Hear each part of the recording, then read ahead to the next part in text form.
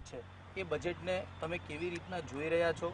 સરકારે જે પ્રકારે અલગ અલગ બજેટમાં ખેડૂતો માટેની જે સ્કીમ કરી છે એ આપણને કઈ રીતના યોગ્ય લાગે છે? પહેલાં તો અમારા ખેડૂતોના મોદી સરકારને અભિનંદન છે. ખેડૂતલક્ષી બજેટ આ પહેલી વાર અમે જોઈ રહ્યા છે અને એ બજેટની અંદર જે 2 હેક્ટર જમીન પર એ લોકો 6,000 રૂપિયા આપવાના છે એ બહુ સારી વાત છે. ખેત મજૂરોને બી પેન્શન યોજના ચાલુ થઈ ગઈ છે, એના માટે બહુ સારી વાત છે. અસરગ્રસ્ત જે 51 તાલુકાને જે એમને પૈસા ફાળવ્યા છે એ ખેડૂતને લક્ષીને ખેડૂત બજેટ જોઈ અને આવી મોદી સરકારે આવી યોજનાઓ કરી છે એના બદલ અમે મોદી સરકારને અભિનંદન વ્યક્ત કરીએ છીએ અને અગાઉ સારી યોજના આવશે એવી અમને આશાઓ છે. ખાસ કરીને દર વર્ષે ખેડૂતના ખાતાની અંદર 6,000 રૂપિયા સરકાર આપશે. આ બાબતની જે બજેટમાં એ કરવામાં આવી છે એ શું માનો? મોદી સરકારે જે બજેટ રજૂ કર્યું ભલે નાની તો નાની પણ નાના ખેડૂત માટે બહુ આનંદની વાત છે.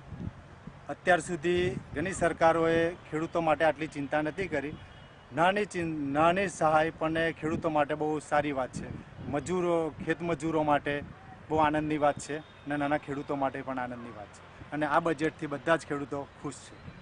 ખાસ કરીને સરકારે જે ખેડૂતો માટે અલગ અલગ જે લિસ્ટ તૈયાર કર્યું છે અને બજેટમાં રજૂ કર્યું છે, આ લિસ્ટ છે તેની અંદર કેટલા મુદ્દા એવા છે જે ખરેખર સરકાર માટે આશીર્વાદરૂપ બનશે?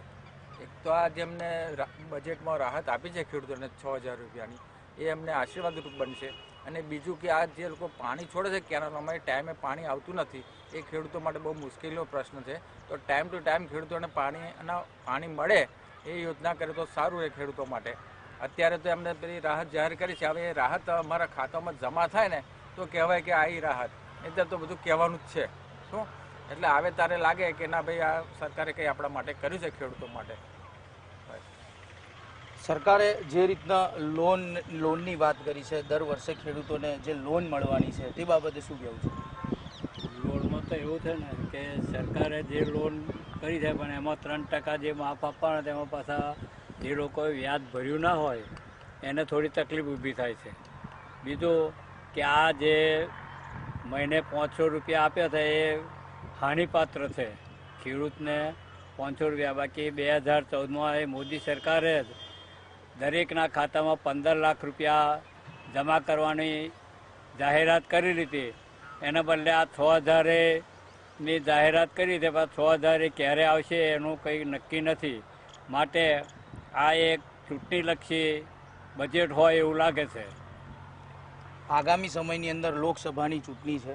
લોકસભાની ચૂંટણીની અંદર ખેડૂતો સરકારને કેટલા આશીર્વાદ રૂપ બનશે અને હજુ પણ સરકાર પાસે કેટલી માંગ છે?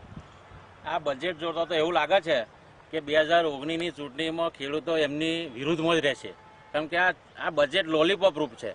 આ સમોસા જોડે ચટણી આપી હોય ને એવું બજેટ છે આ. કેમ કે 6,000 રૂપિયા તો અત્યારે છોકરા પાછળ મહિને જો ખર્ચો કરી નાખતા 6,000 રૂપિયામાં લેવાનું હું 12 મહિને, અને એ 2,000 રૂપિયા કરીને 3 હપ્તે આલવાના છે. તો મારા મનથી તો મારા સાથી મિત્રોને જો આ બજેટ સારું લાગ્યું હોય, પણ હું જે ખેડૂત છું અને મને તો આ બજેટ તદ્દન પેલું લોલીપોપ જેવું જ લાગે છે.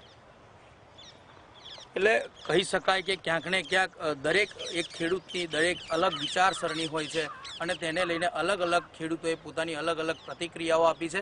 ત્યારે આવનારી સમયની અંદર લોકસભાની ચૂંટણી છે ત્યારે ખેડૂતો મોદી સરકારને કેવા આશીર્વાદ આપશે ત્યારે જ ખબર પડશે.